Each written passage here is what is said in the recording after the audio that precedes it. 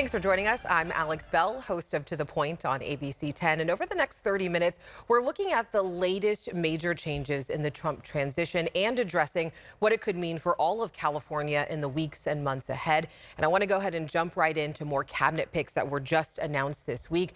First up, Linda McMahon for Department of Education Secretary. This is the department the president-elect is pledging to dismantle. McMahon had worked in his first term leading the Small Business Administration, and she has supported charter schools and school choice. She also co-founded and was once the CEO of WWE. Donald Trump also nominated former talk show host Dr. Oz to lead the Centers for Medicaid and Medicare Services. He ran for U.S. Senate, and in recent days, he also expressed support for Robert F. Kennedy Jr.'s nomination for the nation's top health agency. And then there's Howard Lutnick, who has also been announced as a nominee for Commerce Secretary. If appointed, he would have a key role in imposing the tariffs President-elect Trump has called for. And right now, Lutnick is the head of a brokerage and investment bank. He is also a cryptocurrency enthusiast and even appeared on Trump's reality show, The Apprentice. And the fallout continues following the nomination of former Congressman Matt Gaetz, who Trump nominated to be the next attorney general. The House Ethics Committee was unable to reach an agreement Wednesday on whether to release its report into allegations of Gaetz's sexual misconduct and illicit drug use. Before the meeting, Vice President-elect J.D. Vance and Gaetz lobbied several Republicans on the Senate Judiciary Committee, which will eventually vote on Gaetz's nomination. Democrats on that panel want the FBI director to release all information on a separate investigation into Gaetz that is now closed. The DOJ investigation ended with no criminal charges. I'm not going to legitimize the process to destroy the man because people don't like his politics. He will be held to account in the confirmation process. Now, it's unclear if the FBI will release its complete file. The request from Democratic senators is not an enforceable subpoena. The House Ethics Committee will meet again on December 5th to reconsider releasing its findings. In California, actions over the week are strengthening policies to protect immigrants, and it comes as Trump says that he intends to declare a national emergency and use the military in some form to assist in what he is calling mass deportations of undocumented immigrants. Now, typically, Immigration and Customs Enforcement, also known as ICE, would carry out deportations. Over the years, 11 states, including California, has taken steps towards reducing cooperation with federal immigration enforcement. That's according to the nonprofit Immigrant Legal Resource Center. During the first Trump administration, California lawmakers passed SB 54, known as a sanctuary state law. It limits the involvement of police and sheriffs in deportations. And this week, LA City Council took this a step further. In the state of California, we have laws that protect immigrants between collaboration between law enforcement and also ICE authorities. But the city of Los Angeles is going further. And so what it is directing all departments and all city officials and letting them know that no personnel and no economic resources can be utilized for the purpose of enforcing immigration law. According to the LA Times, under this city ordinance, the city must still comply with a valid warrant issued by a federal or state judge or any other order that applies. Our Verify team has been working hard at breaking down what the second Trump administration could bring. And this week, they're digging deeper into what is known about the president-elect's plan for the public education department. Now that Donald Trump has been elected for a second term in the White House, many are looking for more specifics about his plan to dismantle the Department of Education. Using these sources, here's what we can verify. First up, Trump's proposal to close the Department of Education passes the department's duties onto states. Currently, the Department of Education provides about 14% of funding for public K-12 schools. It also provides funding for college students through loans and grants. Verify reached out to the Trump transition team with questions about how the president-elect's plan to close the Department of Education would actually work. They didn't offer any new details, but they provided the following statement. The American people re-elected President Trump by a resounding margin, giving him a mandate to implement the promises he made on the campaign trail. He will deliver. It's important to note, closing the agency would require congressional approval. Next, Trump has proposed using federal funding as leverage to pressure public K-12 school systems to abolish tenure and adopt merit pay for teachers. He also calls for pulling federal funding for any school or program pushing critical race theory, gender ideology, or other inappropriate racial, sexual, or political content on our children.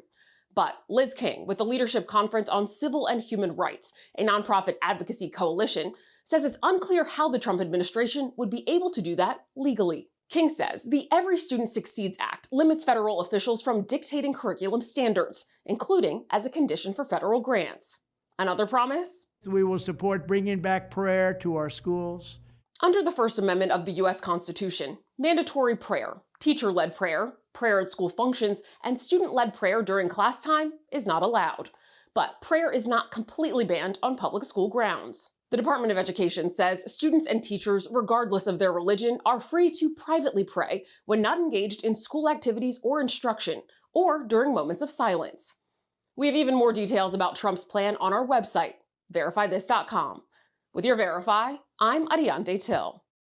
All right, and to help us answer some questions about the Trump transition, I want to go ahead and bring in our strategist. We have Roger Salazar, our Democratic strategist, joining us. He is the president of Alza Strategies, former deputy press secretary to former Governor Gray Davis, and worked for Vice President Al Gore and former President Bill Clinton. We have Craig DeLuz, our Republican strategist, joining us tonight, founder of the Uncommon Sense Media Group, served on the legislative staff of California Assemblymen Kevin Jeffries and Tim Leslie. Thank you both so much for being here. Obviously, we are talking about education. Trump has promised to dismantle this agency. We haven't gotten any clear details on how he intends to do that. But Roger, I want to start with you, because when we spoke earlier, you said getting rid of any agency like this would be incredibly hard, harder than people think. What would be the potential long-term impacts on federal education policy as well as funding if Trump follows through on his proposed plan to dismantle the Department of Education? Sure. I think the biggest thing is that, again, Department of Education is one of the is the agency that oversees a lot of the student loan programs, for higher education in this country. So, again, if you're going to dismantle the Department of Education, you have to backfill, some programs like those, which I think are extremely important for anybody who's figuring out how to make their path from high school to college and get the loans and grants that they want. So, there's a whole host of issues that are involved in the Department of Education. But again, this is something that's not really new. Trump wanted to dismantle the Department of Education in his first term. He didn't do it. It goes back to Republican administrations in years past that have wanted to do the same thing. Again, getting rid of an agency like that, especially with the types of programs that they fund, would be very tough to do unless you have something else in place. And I don't think that he does. And Craig, what are your thoughts on policy and funding if he, in fact, does follow through on this? Well, one of the things, and I sit on a local school board, and I can tell you that the best educational decisions are those that are made closest to the students.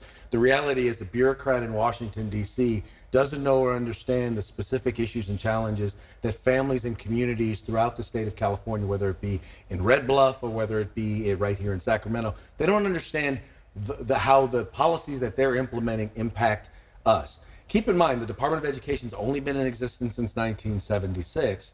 And quite frankly, since then, the quality of public education nationwide has done nothing but go down. I'd like to see the decisions, instead of them making them in Washington, D.C., I'd like to see both those resources as well as the decision making come closer to the students, not just to the state level, but down to the local school district level. Now, Tony Thurmond, our California state superintendent, says eliminating the Department of Education would cost California as much as $8 billion for special needs students and low income students. What are your thoughts on that? Yeah, no. Again, that's another area where, again, if you're going to take that type of funding away, and again, that's one of the big things that the Department of Education does is administer and fund those programs. You've got to figure out a replacement for it. Otherwise, those kids just get left out in the cold.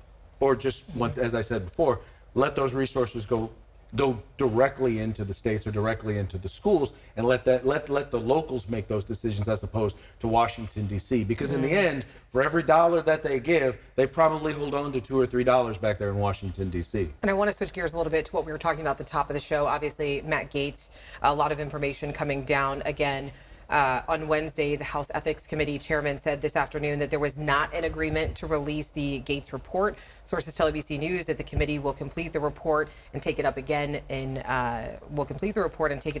December. Craig, I want to start with you because you said that you would like to see someone with a little bit more law enforcement background here in this position. If Gaetz is confirmed, how do you see him taking on issues such as government accountability and key concerns like gun control and environmental justice? Well, now keep in mind the job of the Attorney General, one of them is not gun control, but you administer or oversee the ATF or administer the ATF. Part of the challenge that we have right now is we have someone who runs the ATF who is he's an anti-gun activist. He is an anti-Second Amendment activist. He's not someone who's just seeking to administer or run an administrative program that's supposed to basically enforce the law. It's a law enforcement agency. I think the challenge that we're going to see, and what I'm hoping to see from Gaetz is that he's going to grow into that role, that he'll be someone who says, look, we're going to enforce the law. We're going to make sure that we have people in place whose number one job it's going to be and whose number one goal it's going to be is to enforce the law. Not to push political agendas. Yes. That's what Do you think he's a good pick? Do you think Republicans think he's a good pick? I think Republicans are divided on whether or not he's a good pick. I think some of the ethical challenges that have been brought up raise a lot of questions with folks. I think that people are legitimately concerned about those.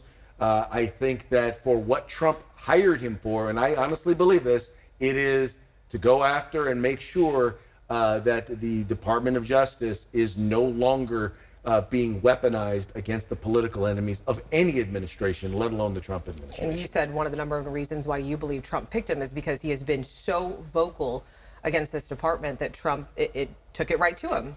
Well, exactly. I mean, I think that it just made sense to him to pick someone. He wanted a pit bull. He got a pit bull. Now the challenge is going to be, once he's completed that job, or if he completes that job, how is he going to complete the rest of it? Because you're the chief law enforcement officer in the entire United States. Your job is to make sure that the Department of Justice is in fact working with local municipalities, with states and locals to make sure that the law is being enforced. I don't know enough about Matt Gaetz' background. I don't think anyone knows enough about his background to know whether or not he's up to that job. Well, I see some head shaking. I'm sorry. I'm going to get to you, I promise. I'm sorry. Roger, what are your thoughts? Yeah, no, and again, I just think that, when you look at somebody like Matt Gaetz, first of all, it's the Department of Justice, not the Department of Revenge or vengeance or retribution. And again, I think the biggest reason that Trump decided to pick him as the Attorney General nominee is because he's loyal. It's not because of his experience. It's not because he's got a law enforcement background. It's because he's loyal to Trump and will exact the type of retribution and the type of revenge that Trump wants.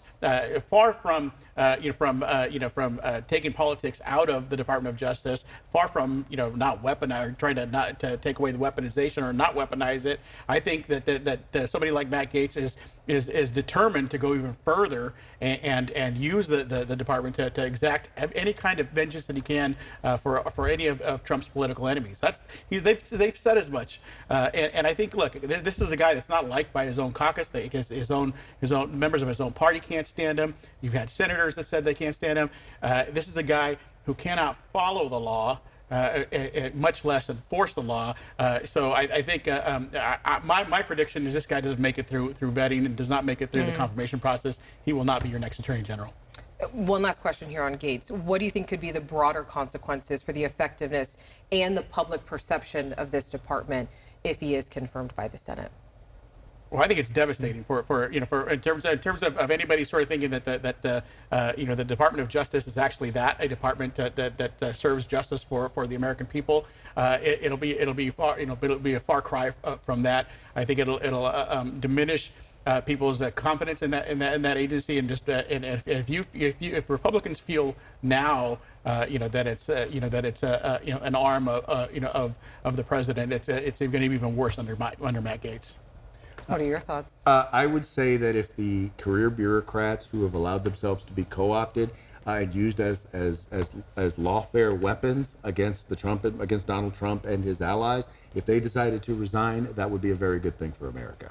All right, we're going to switch topics once again here. We're going to talk about immigration, which we know there have been many concerns among California residents, lawmakers, that California will see mass deportations under the Trump administration. Roger, I want to start with you because when we were talking earlier, you said, look, we've been here before. This is not something new. So can you give us some of the historical context of what we've seen before? Yeah, and again, I will say sort of one of the big differences that we're going to see if Trump decides to carry out his mass deportation program than what we saw in the 1930s at the end of the Depression. At the end of the Depression, the 1929, 1930, 31, there was a mass repatriation, I guess is what they called it, of Mexican citizens and migrants from California, from the Southwest, from all sorts of places. There was anywhere between 500,000 to 3 million, depending on whose estimates were, of people who got deported out. The difference between now and then is the local communities, the local law enforcement, counties, cities, and state were all actively involved in helping, with those roundups.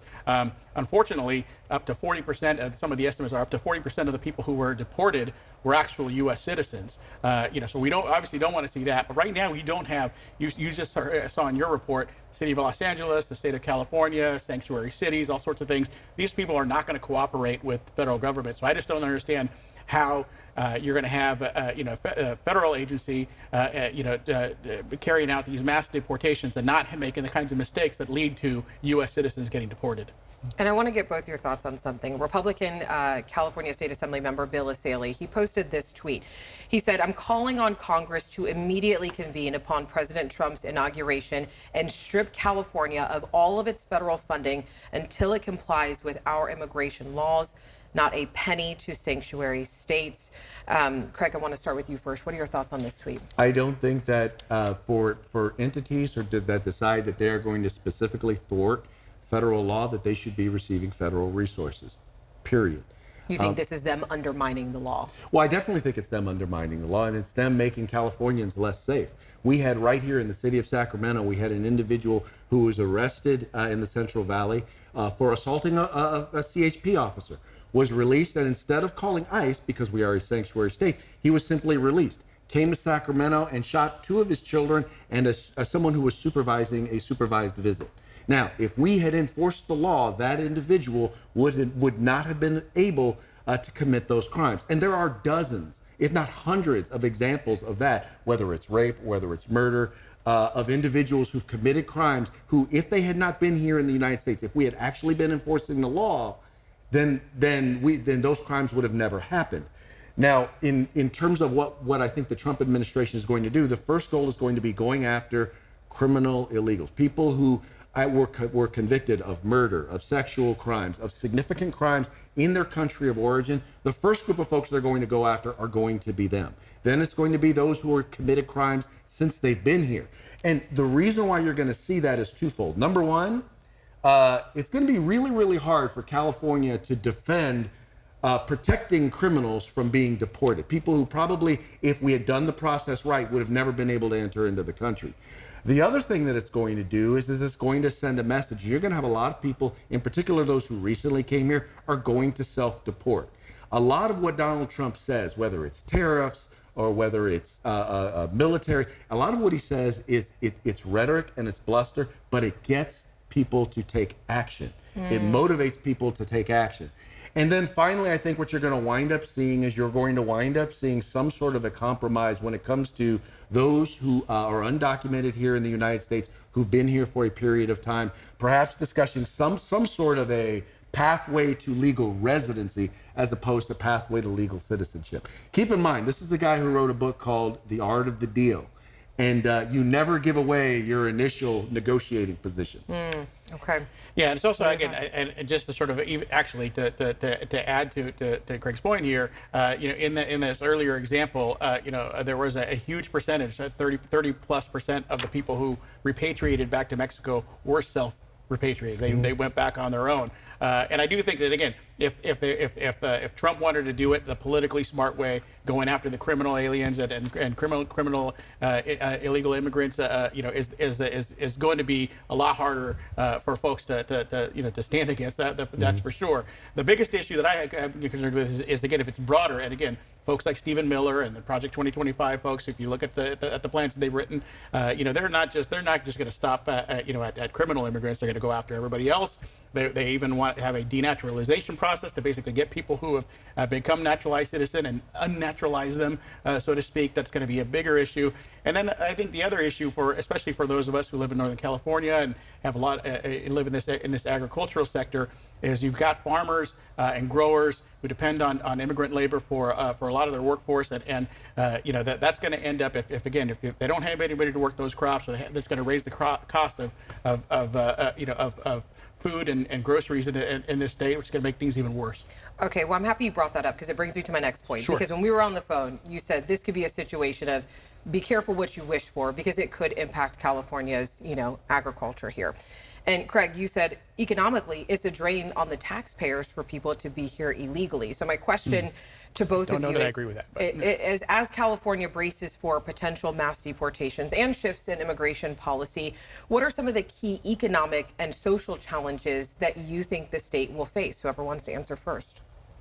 Yeah, again, like I said, the concern that I have, again, if you've ever met a grower or a farmer, they have concerns whenever these types of things pop up, and especially if you have a lack of a labor workforce to pick the crops and to work in the fields and collect a lot of the agricultural products that they depend on. So that's going to be a big issue for them as well. I also think, again, the studies I've done some work with the California Latino Legislative Caucus, and they've done analysis of the impact of immigrants. And actually, immigrants pay more into the system than they take out of it, because a lot of them, because they're undocumented, don't collect Social Security, don't collect Medicare, they don't collect workers' comp benefits because they're not in the system. So they end up paying more into the system than they actually take out. I would disagree, and I've seen studies that say the exact opposite. But I think part of the thing to understand is when it comes to our workforce, a lot of people say, well, they're doing jobs that Americans won't do, or in this case, Californians won't do. The truth is that only about 12% of those who enter the country illegally are doing agricultural jobs. About 14% are doing construction jobs. We're talking carpenters, we're talking welders, we're talking concrete. A significant portion are doing transportation and services. There is no shortage of legislation in the state of California that is addressing the horrid working conditions and the pay conditions in some of those industries for these immigrant workers. The reality is, for many of those who are pushing to keep those folks here, it's because they want a cheap workforce that they can have work in very, very poor conditions. And I don't understand why anybody would be supportive of that. The reality is that if the working conditions were better, if the pay were actually where the market should be, then you would probably see more of those more Americans actually doing those jobs. We have the lowest labor participation rate in history right now. And that's because it is cheaper for folks or it's more advantageous for people to sit home and collect a government check than it is for them to go and do some of these jobs. So you're in favor of raising the minimum wage then? Is that Well, no, I don't believe in raising the minimum. I believe in letting the market dictate the wage. Well, that's what the market's doing now, right? And it's not working for the farm workers. So anyways, we get off on tangents Well, sometimes. it's actually, you have them undermining the market because once again, they're willing to work for less because they're here illegally. If you had actually Americans who were here working, who were here legally, they're not going to work for those conditions. So guess what you have to do? As an employer, you raise your salary, you improve your conditions. Next thing you know, you've got the employees that you need. So sell that to the Central Valley Farm Bureau. We love a good, healthy debate here. Before we go, I do want to talk about something else. Morning Joe hosts Joe Scarborough and Mika Brzezinski, they recently announced that they went to Mar-a-Lago, they spoke with Trump, and I just want to play a little bit of sound of what they had to say. It's time to do something different, and that starts with not only talking about Donald Trump, but also talking with him. Now, they are getting a lot of flack for this. There is even reports saying that they're losing viewership because of this. They say this is the first time they've seen him in 7 years. They also realized that it was the issues that caused voters to go out and vote for Trump. And when they realized that, they said that they needed to do something differently. So Roger, you said that you have already seen editorial boards not backing candidates, and you feel like this is out of fear. Craig, you have said that this is really a coming to Jesus moment in the media, and it's not just about Donald Trump. So I want to ask you both, let's be honest here, given Donald Trump's historically contentious relationship with the media during his previous term, how do you anticipate that he might approach media relations, and what implications could this have for not only public disclosure, but also freedom of the press? Well, I think, first of all, it's important to understand that over the last, as long as I can remember, the media has had a particular political bias, and it's not supportive of the right. So when you say media, are you meaning I'm like talking specifically national network corporate media. Okay. Because I'm like, people Right. need to understand local news is very different than Most definitely. network Most news. definitely. Yes, and yeah. ABC News stands out above even the rest when it comes Very kind of you. to talking about both sides. But the challenge has been, especially in the era of Donald Trump, it's been even worse. And during this last election, largely because on most of the issues, Donald Trump was on the position of where most voters are on the significant issues, on the economy, on the border, on crime. Donald Trump was the one who was in the right position. So the only thing that they had left was to demonize him, to call him Hitler, to liken his supporters to Nazis. Well, in essence, what's happened is that you can only gaslight people for so long. You can only tell people that the economy is going great, and they're going to Costco and they're paying twice as much for their products. The American people realize that they have been gaslit. And some in the media are recognizing that and realizing we need to start to actually get back to calling balls and strikes and actually simply reporting what's going on, as opposed to editorializing and utilizing left-wing talking points. But you still have some folks who are out there who are like, yeah, no, we still believe that he is inherently evil, and how dare you have anything to do with it. I'm so sorry, I have to wrap you really quick. I want to make sure we hear your thoughts on this as well. I got about 20 I'll be seconds. one of those people who will speak truth.